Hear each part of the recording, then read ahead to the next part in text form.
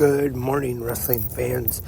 It is Thursday, April 25th, 2024. Lance Brock here. Thank you, everyone, for tuning in on this Thursday morning. Hope everyone is having a great Thursday so far.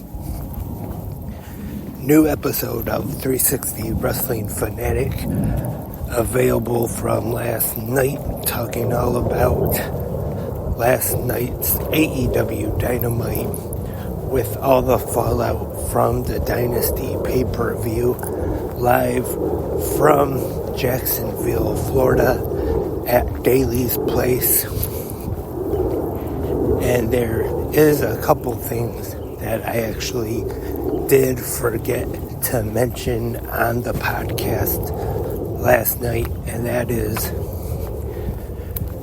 we heard from Chris Jericho after his victory over Hook at Dynasty, becoming the new FTW champion, which he has now renamed for the World Championship because it is for you. And he said Hook needs to listen to him because he surrounded himself with dead weight like Taz and Shibata. And he says Hook forced him to hit him with the baseball bat in their match Sunday night. And now there's a new gimmick for Chris Jericho once again, and now he is known as the Learning Tree Chris Jericho. So it looks like this feud between Jericho and Hook will be continuing. And we found out last night on Dynamite that Hook was not cleared to be at Dynamite last night after taking that shot with the bat at Dynasty on Sunday. Another thing that we found out last night was next week on Dynamite, live from Winnipeg, will be the return of Kenny Omega. Is this going to be a full-time return, though, or is this just a one-time return because they are in Winnipeg, the hometown of Kenny Omega?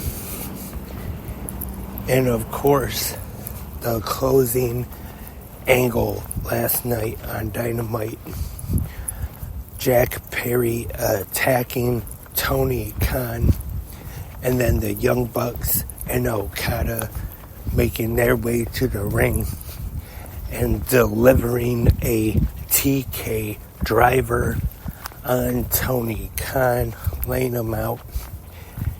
And my only thing about that is, I wouldn't really say it's a complaint, but of course we had the referees, Bryce Remsburg, Aubrey Edwards, they came out, and then the locker room came out, but I just thought they came out a little late. It took them a little bit before the locker room finally decided to come to the ring.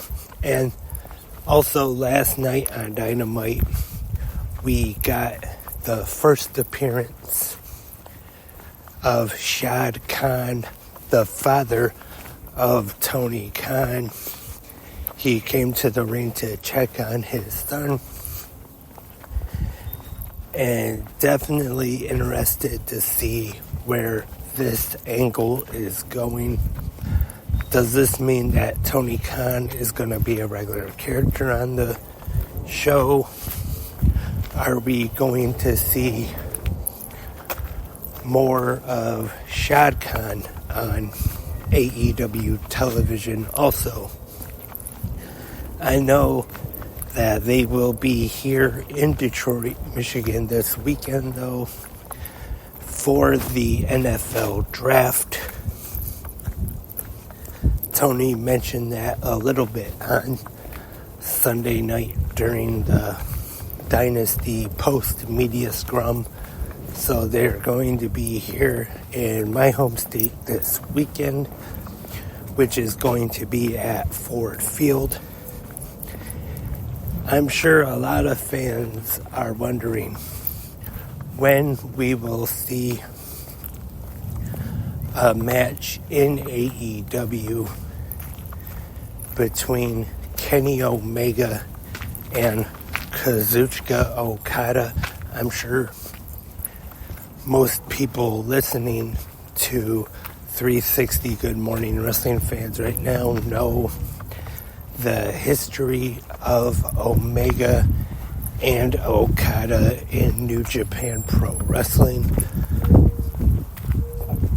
So it'll be interesting if they go to that match right away, or if they decide to wait a little bit for it. But like I said,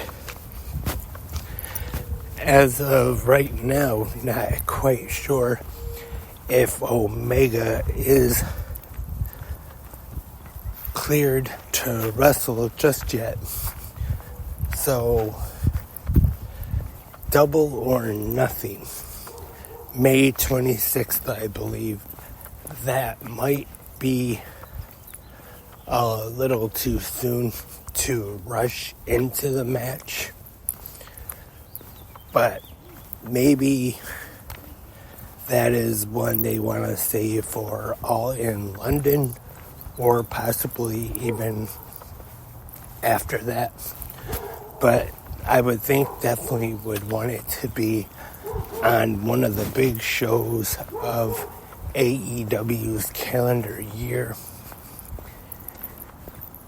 Also tonight we have TNA Impact on Access TV with the fallout from last Saturday night's Rebellion pay-per-view, which was taped the night after Rebellion in Las Vegas at the Palms.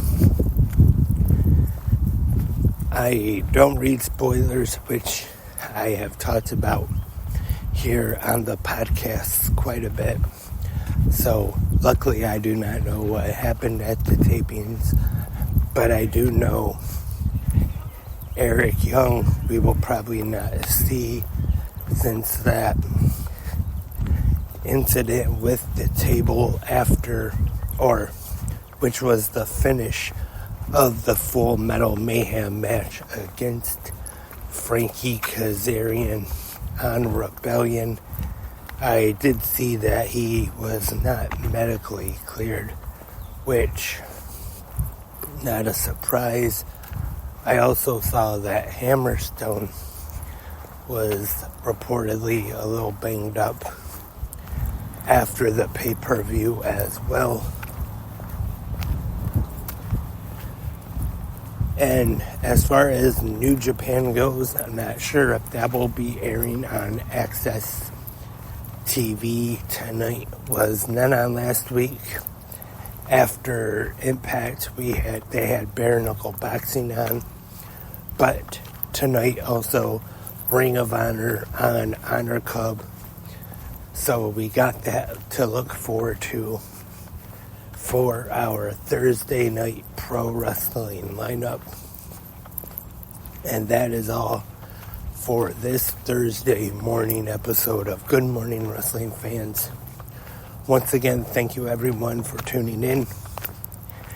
You can go in the comments section, leave your thoughts on last night's AEW Dynamite.